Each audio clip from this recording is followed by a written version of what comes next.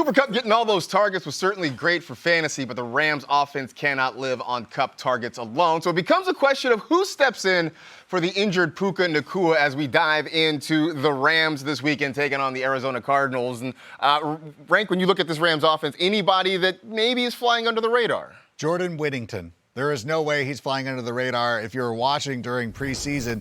Now, obviously, when Puka Nacua went down in week 1 against the Lions, the Rams rotated to their veteran guys. They put out Tyler Johnson. They put out Demarcus Robinson. I get all that because in this short period of time of we're in the middle of a game, yeah, you go with those guys. But now that Sean McVay has had an opportunity to spend a full week working with his wide receivers, it is my belief that Jordan Whittington is going to be the number 2 guy in this offense, targets-wise, behind Cooper Kupp. That's where I'm going. Those are the pickups that I'm making, and he's the guy I would go with. Look, he's definitely worth taking a shot on because we're not positive who is going to replace Puka, but I'm putting my chips on Tyler Johnson. He had 5 catches for 79 yards last week. He was wide receiver 2 in snaps and targets after Puka got hurt, and you see there the yards after the catch. I think he is the best equipped to run the Puka routes because of this ability here, which is what Puka brings to the Rams offense. So I'm taking some shots on him there. I think he is a sleeper in the matchup this week. Tyler Johnson reassembling for its first meeting since early 2022. The Seahawks and the Patriots, a rematch of a very entertaining Super Bowl from a number of years ago. Maybe not quite as high stakes this week, though, but Rank, anything in particular? Is Brady going to be on the call? I wonder. That would be pretty dope. But here's my thing. I was looking for a defense to stream because I was like, I don't know. I had to change a couple of things up this week because I have the Texans in a couple. I'm like, I don't want the Texans. I started looking at the Patriots. I'm like, the Patriots got busy in week 1 against the Cincinnati Bengals. And one of the things I really liked was watching Christian Gonzalez out there. That dude is a shutdown corner. He shut down Jamar Chase, likely to be on DK Metcalf this week. And I'm like, you know what? I think the Patriots are frisky enough. And Geno played well last week, but again, that's not a quarterback that I fear. So if you're looking to stream a defense, I think the Patriots are a low-key, sneaky play. I think they're a low-key, sneaky play, and for that reason, I low-key, maybe not even low-key, high-key, I'm saying you should beware of DK Metcalf in week 2, because as Rank mentioned, last week Christian Gonzalez shadowed Jamar Chase, held him to 3 catches for 14 yards when they were facing off against each other. I get the feeling that Gonzalez is going to spend a lot of time on DK Metcalf. Metcalf last week got locked up by Patrick Surtain, held to 3 for 29 yards.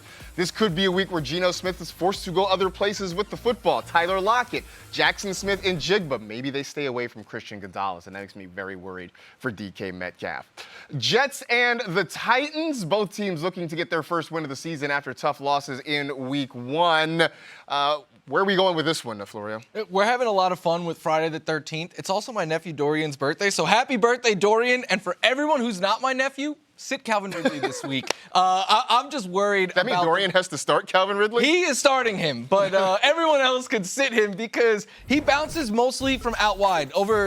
He runs over a third of his snaps out wide on the right, over a third out wide on the left.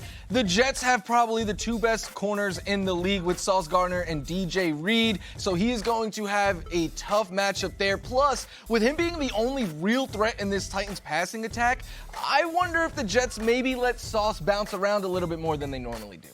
Speaking of players to beware from the Tennessee Titans, I'm a little wary still of Tony Pollard. I was not high on him coming into this season. Then I was chagrined when he got into the end zone against the Chicago Bears, and you're like, okay, he had a good fantasy output, but the Bears really shut him down in the second half. Once they made the adjustment, they shut down this Titans offense. They realized oh wait, Will Levis isn't good, and then they just shut him down.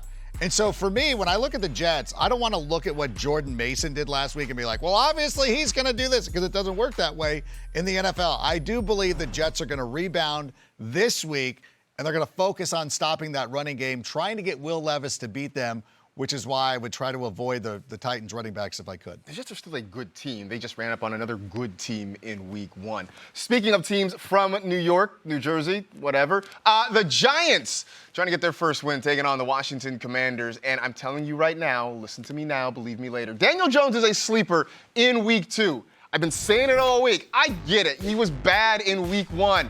Guess what? The Commanders' secondary also bad in week 1. I don't think Daniel Jones is going to go for 289 and 4 the way Baker Mayfield did, but he can run the football. That's why we liked him a couple of seasons ago. I think he can throw the ball well enough. I think you're going to see Malik Neighbors kind of blossom in week 2, and Daniel Jones doing enough with his legs that he does have some low-end QB1 vibes. Certainly should be started if you're talking about a 2 QB or super flex format.